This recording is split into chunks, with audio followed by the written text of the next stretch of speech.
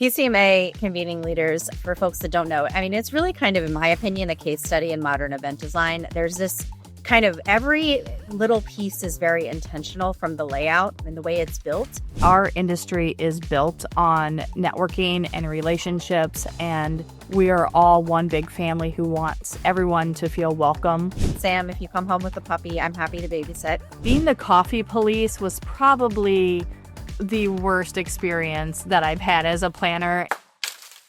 I'm thrilled to be able to have a conversation today with Karla-Jean Zander, who is the wonderful, exciting new guest we have that's going to talk about all things PCMA and really going to kick us off with, PCMA being that kind of cornerstone flagship conference that kicks off the industry year, in my opinion, hosted in Houston last year.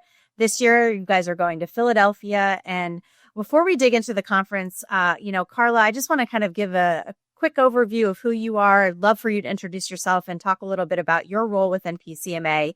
And that way we can kick off the conversation. Absolutely. Thank you for having me.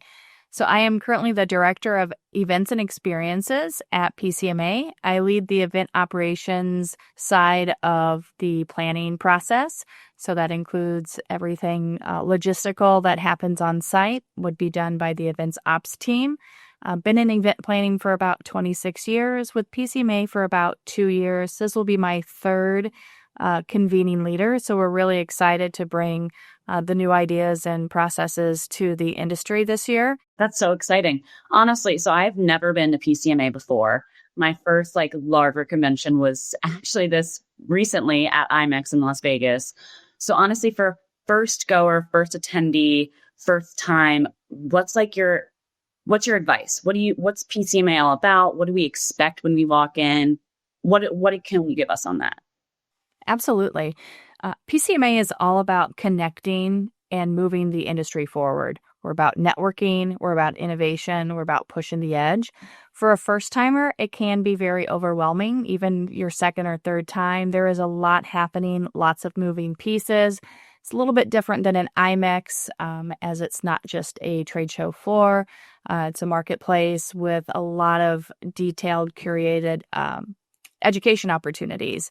My number one suggestion for a new timer is go to the first timer's experience. We have an hour networking reception specifically designed for those who have not attended Convening Leaders before. You're going to meet a lot of other first timers. You're going to meet some industry veterans. You're going to get tips and tricks on how to make the most out of the conference. We also do a Know Before You Go webinar for our participants. That is a great way to get some of the information. And when you're on site, the events industry is a warm, welcoming community. We are all there for the same reason, and we want those first-timers to have a great experience. Don't be afraid to introduce yourself. If you need help, our staff is always there, so you can go back to the help desk, and we can point you in the right direction. So just really kind of try to do a little bit of planning on the front end, do those experiences, and just, reach out and network. Love that. And I think it's interesting, PCMA Convening Leaders, for folks that don't know, I mean, it's really kind of, in my opinion, a case study in modern event design. There's this kind of every little piece is very intentional from the layout and the way it's built. So I know people kind of think about that marketplace as being, this kind of hub. What should they pay attention to beyond maybe the big booths? Yeah, so the district is really a curated experiential experience. There's all kinds of things happening in the district this year that people have not probably seen before or got a chance to experience. Of course, all of our partners do an amazing job with their activations and fill the district space very nicely. A few of the things, we have a puppy park in there. It's if you need just a little bit of a refresher and you just need a little bit of time to unwind, you can go and visit with some puppies that are, by the way, completely adoptable. We do work with local shelters. So you can even take home a furry friend if you happen to fall in love with one. We're debuting a new way to do podcast and press conferences this year. That's going to be very exciting. then that will be housed inside the district. This year, we've moved the stages from feedback last year it back into the district. So that tech arena where you can come and see all of the different things happening in the tech space, in the events world, and then visit with some of those speakers in the kiosk area right next to the arena. And then we also have great content from our PCMA Institute happening in the district as well, utilizing the silent disco style headphones to keep the noise level down in the district. So those very important conversations can still take place. So there is a lot of things happening. All of the food and beverage will be inside the district this year as well. And so it is really, when you have a moment, that's really where you should. If you're not in a session, you should be in the district. I love that. Well, you heard it here first. Puppies up for adoption. Sam, if you come home with a puppy, I'm happy to babysit. I love it. Carla, tell us a little bit about the educational opportunities that you have at PCMA. Like, what are kind of the things you're most excited to showcase this year going into 2026? Yeah, so there's a lot of different elements to our education. Tammy and Carolyn do an amazing job making sure there's a vast variety. One of the things that we're bringing back this year, many people don't realize PCMA was originally heavily focused on medical event planning. And so we are bringing back specific education for those in that space this year. So you'll see a lot of content around that that's very relevant to that sector. But also the Institute stage has a lot of great knowledge, skill-based knowledge happening. The tech arena is going to have those, pieces of tech that you may not know exist or fully understand them. So you'll get some time with those. A lot of thought leadership, a lot of practical hands-on takeaways that you can implement right away after leaving Convening Leaders. And there is so much going on that there is no way that you're going to be able to take in all of the sessions, but you'll be able to find those descriptions in our app. And then you'll be able to add those as things that you may want to do while you're there. And I suggest that you visit afterwards. You can see some of these sessions and recordings online as well for those that you missed. And then we also have a intensive program in the beginning. We have some pre-workshops that are more hands-on learning based that happen on Sunday. And one of those is a negotiation with Deepak, and they will teach you how to be a better negotiator. So all the way from skill-based to thought leadership to there's some secret entertainment happening in some of the sessions as well. So just lots to keep an eye out on. That's so exciting too. Honestly, as the first time goer, I am like, you're just getting me more and more excited right now. But with that, I'm now thinking like, how am I going to plan my day? Like, should I be more flexible? Or is it better to be having more of a rigid schedule of what I should be hitting? What's your thoughts on that? So prior to working at PCMA, I was a member and have attended, probably 10 to 12 convening leaders as a participant. My strategy was always to add the things to my schedule that I'm interested in so that I don't forget they're happening. The app will send you a reminder, but be flexible. You want to go to the education session, but you're in a great conversation, or you've just met somebody and you want to go to a session with them. A lot of the content and takeaways, we capture all the takeaways through our Spark product. So you will still be able to view what those key points of those sessions were, even if you didn't get to attend it afterwards. So definitely make sure you're marking your schedule. The app will build your own personal schedule, but stay flexible because things move and things happen so quickly at CL. Can't miss anything. And you can't do it all either. So just give yourself a little grace. Yeah, give yourself some grace, give yourself some flexibility. I think you hit the nail on the head. Really, you're there to network with your peers. That's why, part of the appeal. And I think why people get so excited in our industry for this event kicking off in January, because it really is that first opportunity fresh in the new year to kind of reconnect with our industry friends and family. So speaking for Sam, obviously, as an attendee for the first time, but also as a solo attendee, are there any tips and tricks you would give someone that maybe is coming in and they're on their own at Convening Leaders and how they're kind of tackling things? How do they make sure that they're making those connections? How do they make sure that they're not burning themselves out, being alone in the midst? What would you say? How would you encourage those people to kind of make sure that they're staying involved and staying connected? Sure. Make sure that you are looking at the session. If you are really interested in a topic and you are able to go and maybe sit next to somebody and strike up a conversation, as I mentioned before, talking about the first timers, make sure you're going to that first timer experience. You're going to make connections. Our industry is built on networking and relationships, and we are all one big family who wants everyone to feel welcome. I think that's a little different than some industries. So if you strike up a conversation, it's a safe environment to do that. So, put yourself out there. I know it's very uncomfortable sometimes, but we're all a first-time attendee at some point, and we've all been at these events alone.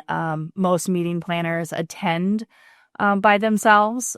Suppliers may tend to have a team, but most of us are there individually and happen to run into people that we know. And just put yourself out there. That it's a very welcoming group. I love this. So then this is like the most important piece, honestly, to me. What are we packing? What's going in the bag? Because that's a big deal. Are we bringing heels, or is it more of a sneaker? How do we feel like we're dressing on this occasion? Oh no, it is flatland. It is flatland city for me. But for the attendees, you are also on your feet, and you are moving. It's in a convention center, so you're going from floor 3 to floor 1 to the district, walking around. So I would say whatever you wear when you're planning your own event or attending a trade show like IMEX, pack that. Be comfortable. Be reasonable.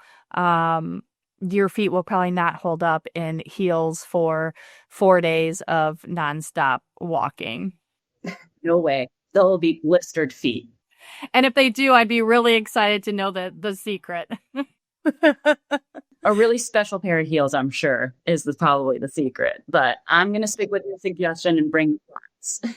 I think even those who have the really nice sneak heel shoes are also trading those in by the end of day 1. So I want to kick off a little fun conversation, a little what we call take it or leave it.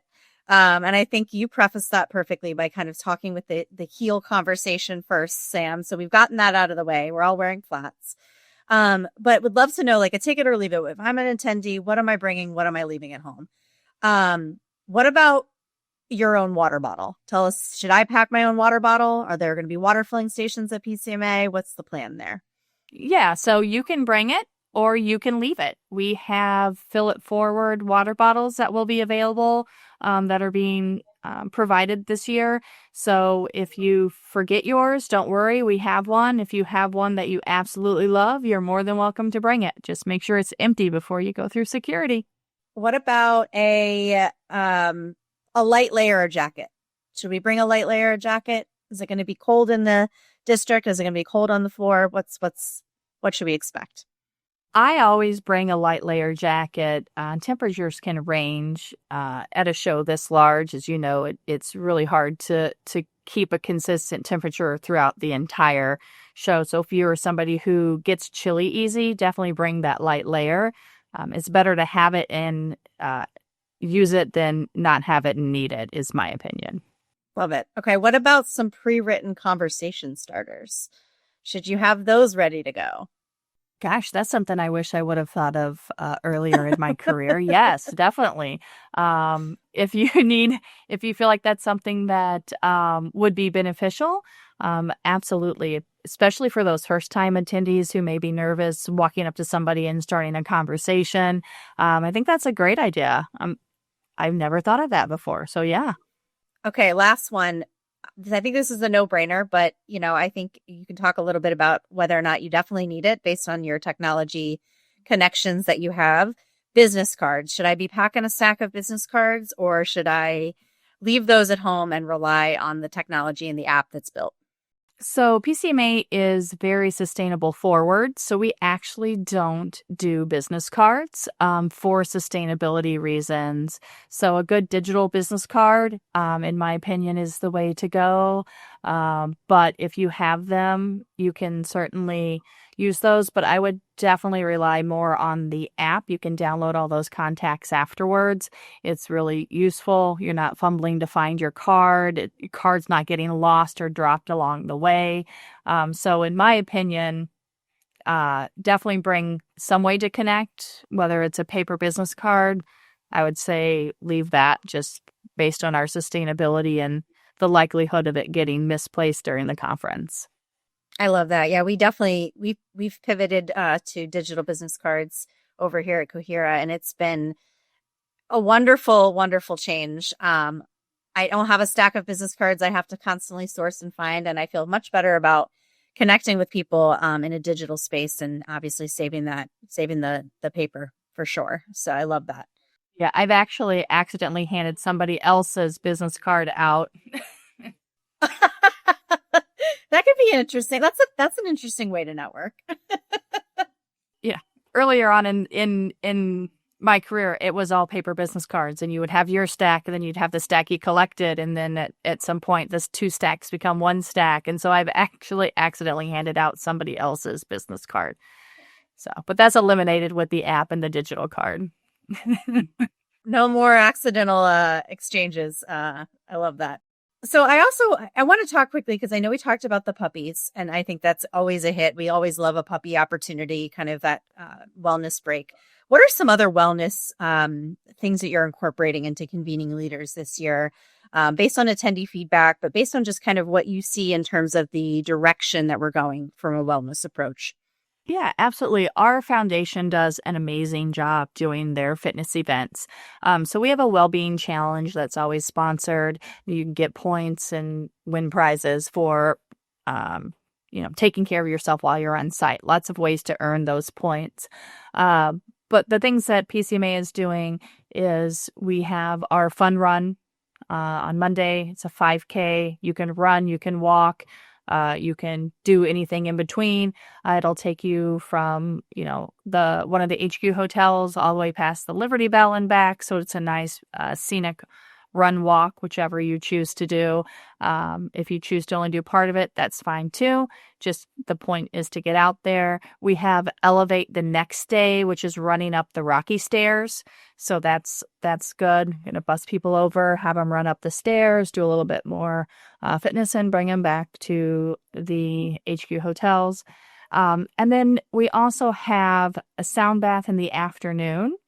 So that's new this year. It's always been in the morning. So we're going to be doing that one of the afternoons, I believe Tuesday afternoon.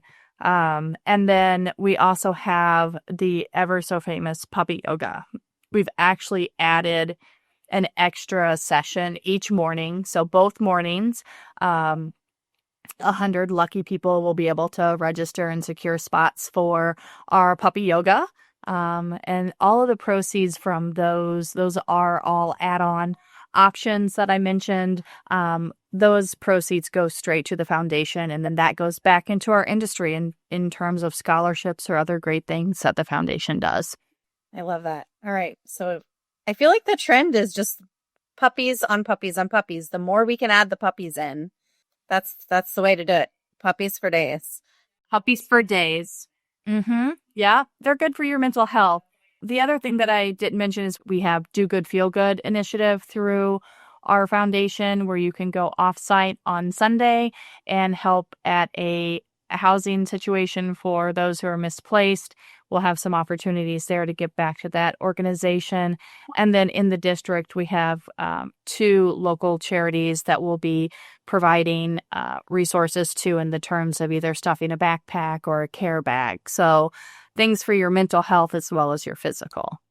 I love that. And I love that it's connecting it back to the location that, you're hosting in, and kind of connecting back to the community in Philadelphia. And I think we have to ask this question as a destination management company, as kind of part of our core services at Cohera. What are some of the things that you're most excited about in terms of hosting in Philadelphia this year. And I know, running the Rocky Steps, running the Liberty Bell, this is like such a great way to kind of have those opportunities to connect with those landmarks. But is there anything else that you're kind of excited about to showcase the destination? Yeah, I mean, Philly is where it all started for Convening Leaders, so it's great that we can go back on our 70th anniversary and grow together as a city and an event.